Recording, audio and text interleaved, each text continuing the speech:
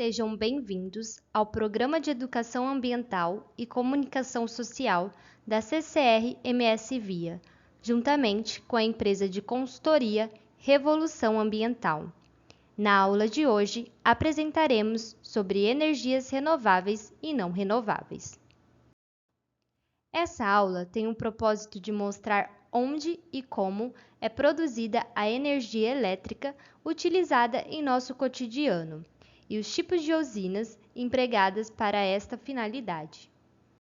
Diante da complexidade da energia, nos limitaremos ao que é energia para a física. Energia é uma grandeza física escalar cuja unidade de medida, de acordo com o Sistema Internacional, é o Joule. A energia é definida a partir do trabalho. Quando exercemos um trabalho sobre um corpo, esse corpo está trocando energia conosco. O trabalho é, portanto, a transformação ou transferência da energia que ocorre a um corpo que é submetido à aplicação de uma força externa. Nesta aula, vamos entender sobre as energias renováveis e energias não renováveis.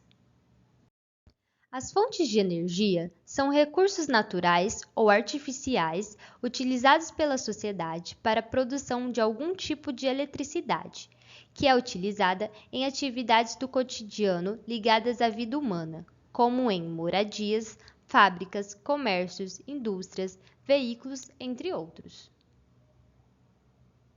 A energia renovável é considerada uma fonte de energia infinita, pois são recursos que se renovam a todo momento e sempre estão disponíveis para o ser humano. Porém, não significa que são inesgotáveis, pois, dependendo das formas de utilização dos recursos energéticos, graves impactos sobre a natureza podem ser ocasionados.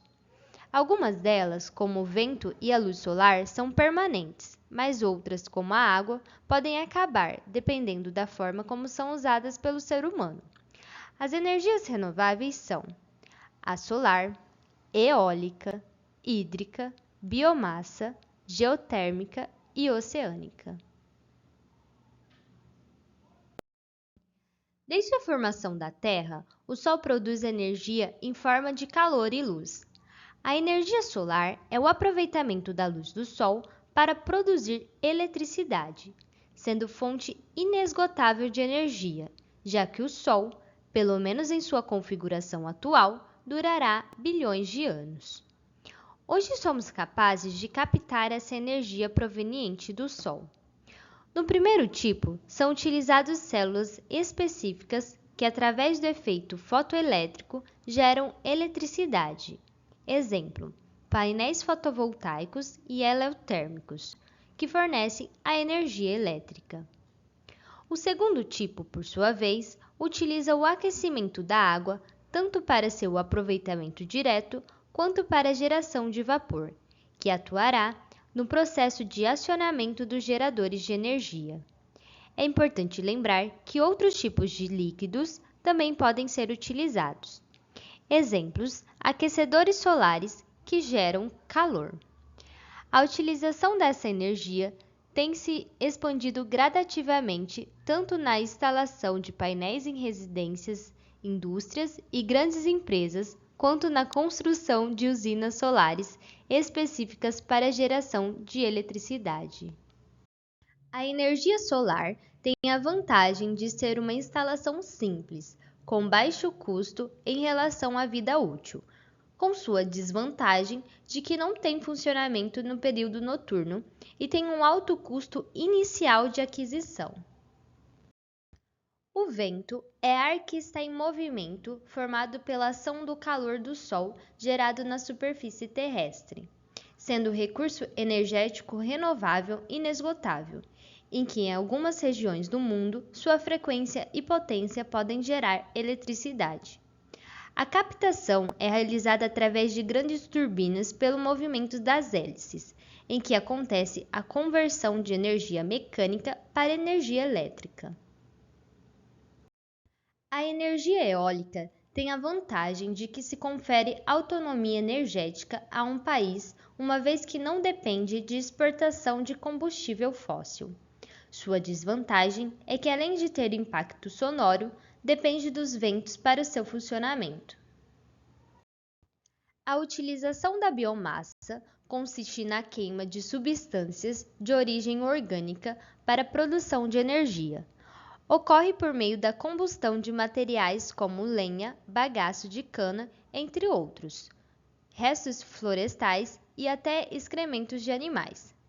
É considerada uma fonte de energia renovável, já que o dióxido de carbono produzido durante a queima é utilizado pela própria vegetação na realização da fotossíntese.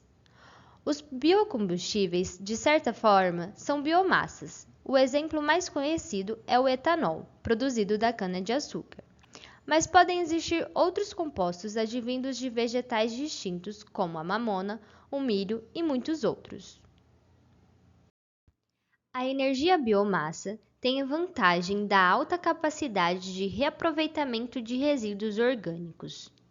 Sua desvantagem é que, comparada às outras fontes de energia, a biomassa não é tão eficiente e suas centrais ocupam geralmente uma grande área, por conta do espaço necessário para armazenamento da biomassa.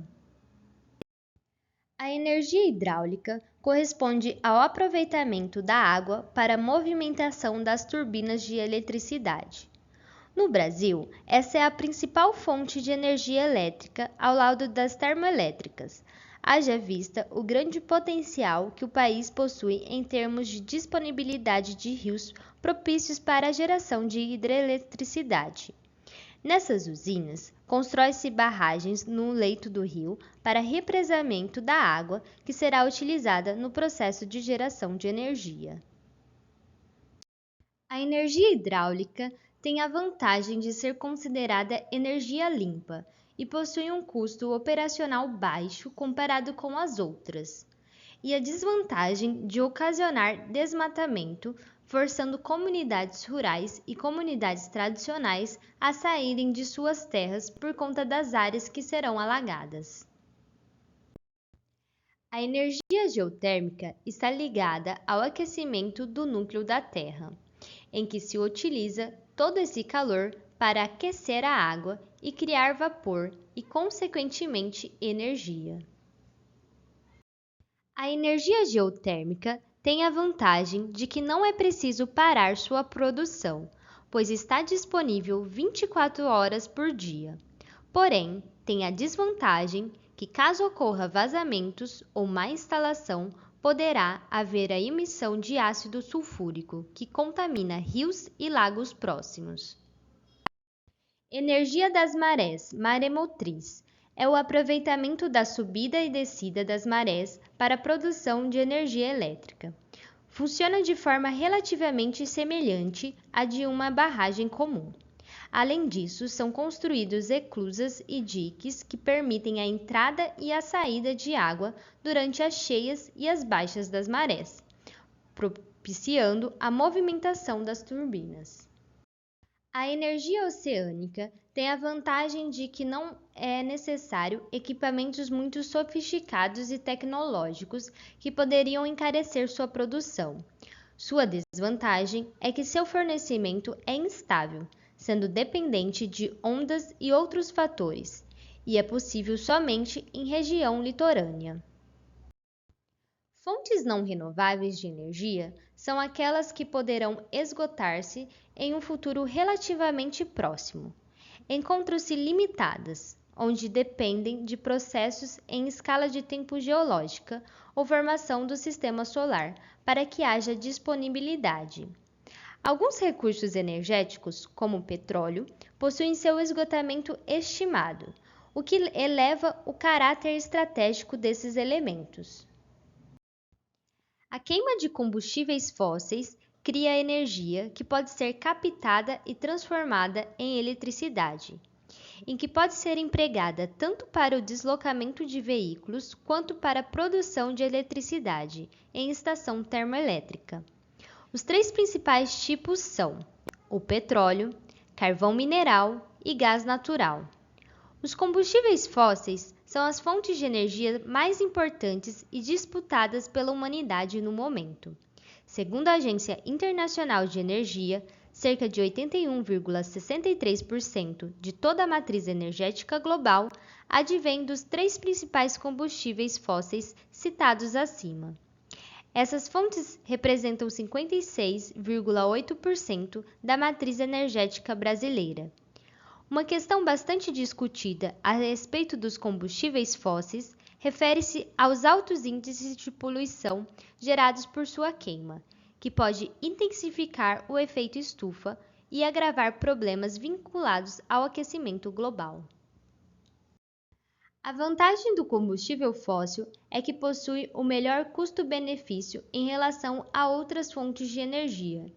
E sua desvantagem é que quanto menos disponibilidade de combustível fóssil, mais encarecem a matéria-prima. Esse tipo de fonte de energia também é altamente poluente e figura entre as principais causas do aquecimento global. Energia nuclear atômica consiste na produção de eletricidade que ocorre por intermédio do aquecimento da água, que se transforma em vapor e ativa os geradores. Nas usinas nucleares, o calor é gerado em reatores, a partir da fissão nuclear do urânio-235, que é material altamente radioativo. Embora as usinas nucleares sejam menos poluentes do que as outras estações semelhantes, como as termoelétricas, são alvo de muitas polêmicas, pois o vazamento do lixo nuclear produzido e a ocorrência de acidentes podem gerar graves impactos e muitas mortes. A vantagem de utilizar a energia nuclear é que essa energia é considerada a mais limpa, e sua desvantagem é que, no caso aconteça algum acidente, pode ocorrer um alto nível de danos ambientais e à saúde humana. No Brasil, cerca de 42% da produção da matriz energética é proveniente de fontes renováveis de energia, como o uso de biomassa, etanol, recursos hídricos, energia solar e energia eólica. Sendo assim, a matriz energética brasileira é mais renovável que a matriz mundial, que se baseia principalmente no uso de combustíveis fósseis. Existe hoje no Brasil 536 usinas eólicas, nas quais funcionam cerca de 6,6 mil cataventos, número que coloca o Brasil como líder na América Latina, nesse tipo de produção de energia. Contudo, a principal fonte de energia do Brasil ainda é proveniente das usinas hidrelétricas, que representam aproximadamente 64% do potencial elétrico do país. A produção de energia proveniente do uso de biomassa corresponde a cerca de 9,2% da matriz energética brasileira. Já a eólica representa em torno de 8,5% da matriz. A eficiência energética é melhorar a utilização das fontes de energia de forma racional e eficiente para gerar menos impactos ambientais e econômicos, em que, ao realizar as mesmas atividades ou trabalhos, busca a forma de gastar menos energia, através da utilização de recursos naturais para a geração dessa mesma energia. Vamos realizar o consumo consciente de energia? Podemos começar com o aproveitamento da luz natural. Ao sair, desligar a iluminação em ambientes não ocupados. Selecionar cuidadosamente lâmpadas e luminárias, buscando conforto visual com mínima carga térmica ambiental, de alta eficiência energética, adequadas a cada tipo de ambiente. Evitar pintar os tetos e paredes com cores escuras, as quais exigem lâmpadas de maior potência para a iluminação do ambiente. Ao comprar novos equipamentos, prefira aqueles com o selo de eficiência do Procel ou a etiqueta A do Inmetro. A manutenção do ar-condicionado é sempre bem-vinda.